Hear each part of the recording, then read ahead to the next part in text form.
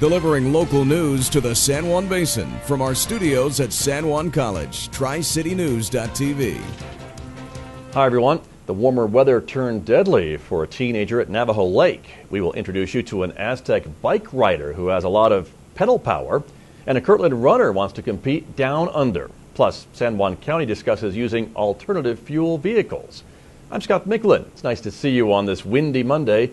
TriCityNews.tv is next.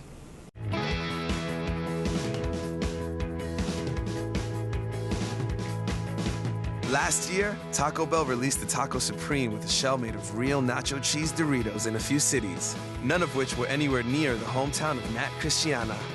So, Nat drove his friends 965 miles to get it. Well played, Nat. The new Doritos Locos Tacos. Now in Taco Bells everywhere. Sometimes you gotta live más. A Bloomfield teenager died Friday afternoon when he jumped from a 65-foot cliff into Navajo Lake. San Juan County Sheriff's deputies report Francisco Martinez was at the lake with 4 friends when he began talking about jumping off a cliff. His friends said they tried to talk him out of it, but Martinez stripped off his shirt and shoes, jumping feet first into the water. He resurfaced face down, then sank. The sheriff's office was dispatched to the lake around 5:36 Friday, searched for the body. The state police dive team tried to locate Martinez on Saturday, but the body was not found until midday Sunday, about 50 feet below the surface. The body has been sent to Albuquerque for an autopsy.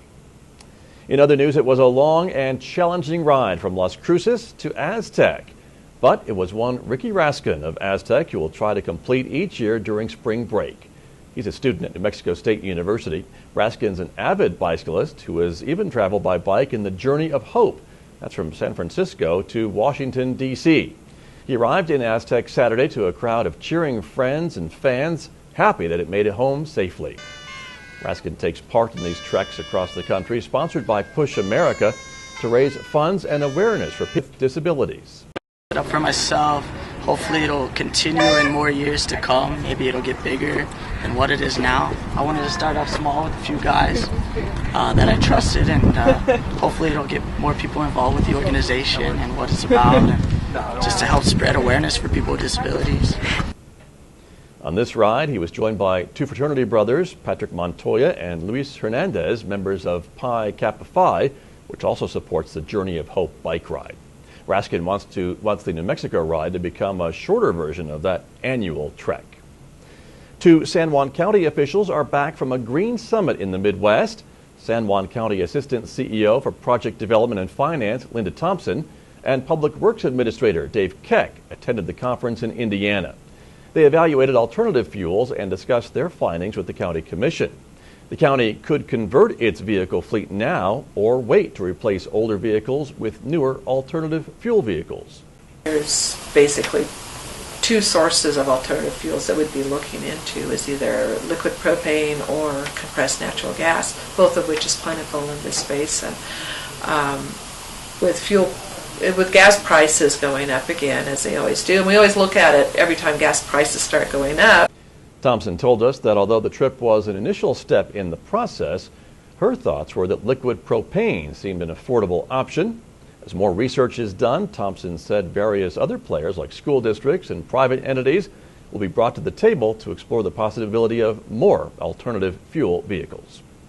Kirtland High School sophomores are going to be taking part in the 2012 Down Under Cross Country event in Australia.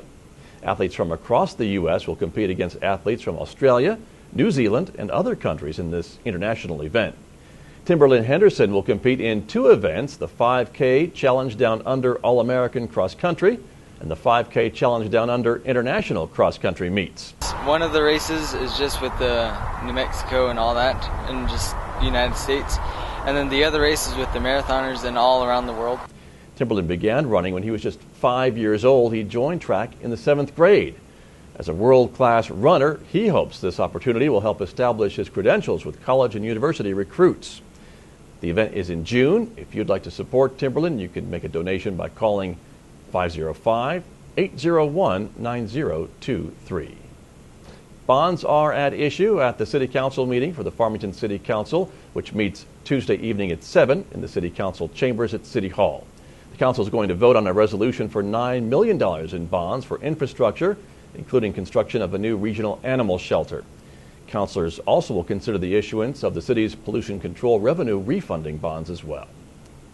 The spring winds arrive today. The question is, will they stick around through tomorrow? Let's check the weather forecast. We're expecting clear skies overnight, and the winds will be dying down. Tonight's low about 33 degrees. Sunny and not as windy tomorrow with a high on Tuesday of 72 and a low of 32. Sunny again on Wednesday and a bit warmer with a high of 74 and a low of 36. Those winds expected to be light and variable. Now, here's Devin Neely with a look at sports. Thank you, Scott, and hello, sports fans. Lots of tournaments to wrap up from this weekend, so let's do this thing. Piedras Vista Lady Panther softball in Torrance, California this weekend. They come home with a 2-3 record. Early in the season is the time to make a record, and District 1-4A ball starts real soon. No doubt the ladies will make the best of that road trip. Also on the road, a decidedly shorter trip, Farmington High, Aztec, Bloomfield, all making the jaunt and coming home with some wins. Aztec High softball came back with a 3-1 record Saturday, chalking up a combined 42 runs in 2 games. Farmington High was 2-2 on the weekend, and Bloomfield 2-2 as well. Finally, much laud for the ladies that keep up the energy at sporting events. They returned from state spirit competition, and our hats off to our very own Kelly Greens, taking second place on Saturday. For now, though, I'm Devin Neely. We'll go back to you, Scott. Thank you, Devin. On behalf of all of us here at Majestic Media and San Juan College, thank you for watching. See you again back here on Tuesday.